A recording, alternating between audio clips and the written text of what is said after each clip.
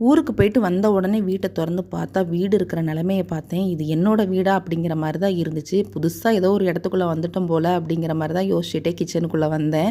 சரி இதை பார்த்துக்கிட்டே இருந்தால் வேலையாகாதுன்னு சொல்லிட்டு வேலையாக டீயை போட்டு குடிச்சிட்டு இருக்கிற பாத்திரத்தை எல்லாம் வெயிலில் கழுகி காய வச்சுட்டு இந்த கிராசரிஸ்லாம் ஸ்டோர் பண்ணி வைப்போம் இல்லையா சம்படம், அதை எல்லாத்தையுமே கழுகி வச்சுட்டேன். ஏன்னா வீட்டில் எந்த கிராசரிஸும் இல்லை, சமைக்க போகிறதும் இல்லை. ஏன்னா எல்லாருக்கும் அவ்வளோ டயர்டாக இருந்துச்சு.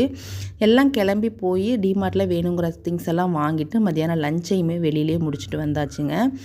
வந்த உடனே பார்த்திங்கன்னா அந்த கிராசரிஸ் போட்டு வைக்கிறதுக்கு ரொம்ப ஆசையாக இருக்கும். ஆனால் இந்த டைம் அந்த வேலையெல்லாம் எங்கள் அப்பாவே பார்த்து கொடுத்துட்டு போயிட்டாரு.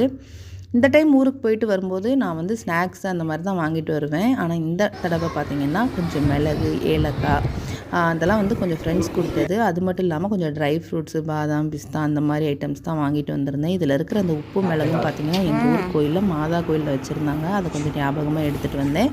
வீடியோ பிடிச்சிருந்தா லைக் பண்ணுங்கள், மறக்காம